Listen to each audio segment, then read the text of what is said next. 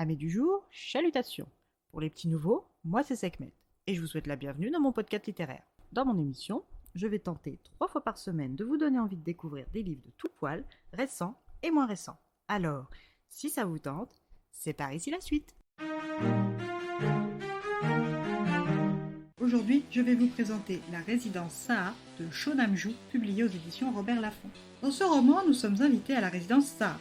Cette résidence est composée de 2 bâtiments, le A en forme de L qui abrite 14 appartements par étage et le B en forme de I qui lui abrite 7 appartements par étage, le tout formant un U.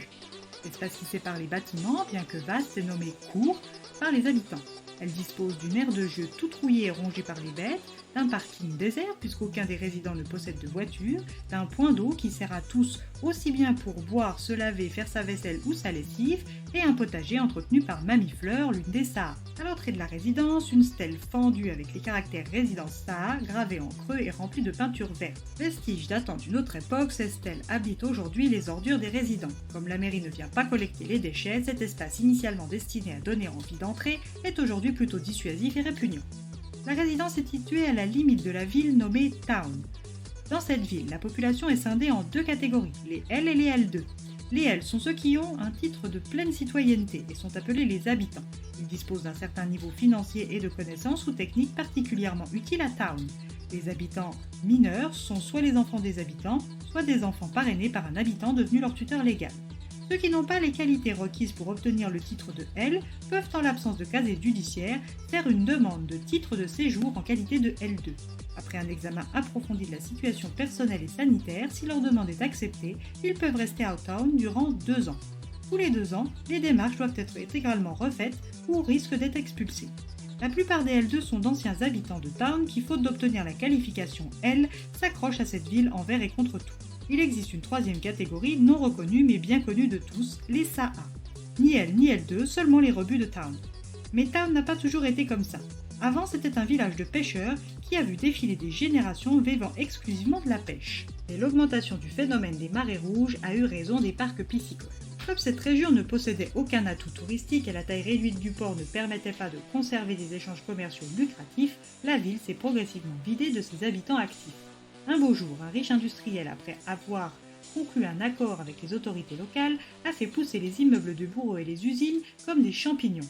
Le groupe industriel s'est lancé agressivement dans les nouvelles technologies et la biotechnologie avec des résultats à la clé, attirant l'attention du monde entier sur la ville. Cette attention a eu pour seul résultat que la ville a perdu son nom au profit du nom du groupe, Town. Et de fil en aiguille, s'est transformée en cité-État, où la frontière entre État et entreprise est devenue ténue. Le président du groupe, à l'aube de ses 80 ans, s'est adressé à ses concitoyens employés pour leur dire que Town leur appartenait. Town a donc adopté le système exécutif des multi-premiers ministres. 7 experts, un pour chaque domaine, éducation, justice, travail, industrie, défense, culture et environnement.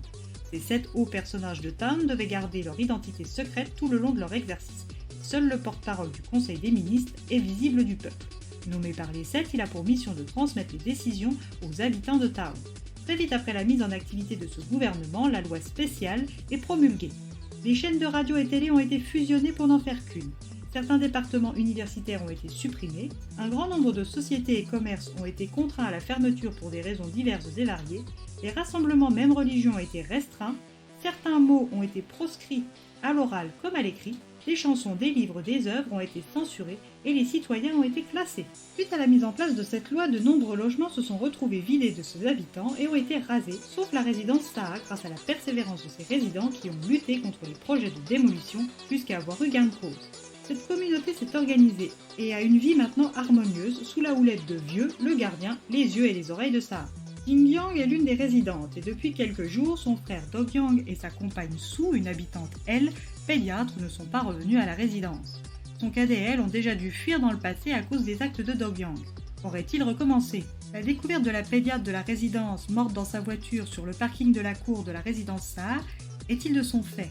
Dans cette société totalitaire, les résidents Umi, Sarah, Iya, Mam, Eunjin, Vieux, Mamie Fleur ont tous une histoire commune. Suffira-t-il à Jin-Yang de la retracer pour retrouver son frère? À vous de mener l'enquête pour tout savoir sur les rouages de Town et le rôle particulier qui joue la résidence Saha.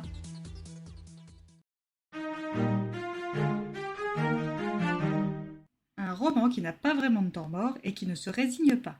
Même si au départ je ne voyais pas bien où allaient les personnages ni la direction empruntée, la narration s'est vite éclaircie et le fil conducteur est apparu, tenant en haleine la lectrice que je suis jusqu'à la fin. Si vous ne connaissez pas encore cette auteure sud-coréenne, je vous recommande de vous pencher sur ses textes. Et bien voilà, j'en ai fini pour aujourd'hui. J'espère que cet épisode vous aura plu et vous aura donné des nouvelles idées de lecture. Si vous souhaitez découvrir d'autres petits bonbons littéraires tout droit sortis de ma bibliothèque, je vous retrouve le mardi 23 janvier prochain pour un nouvel épisode. Et si d'ici là je vous manque de trop, vous connaissez le chemin sur Instagram ou sur Thread, @leslectures de Sekhmet. Sur ce, chalut les amis et à la prochaine.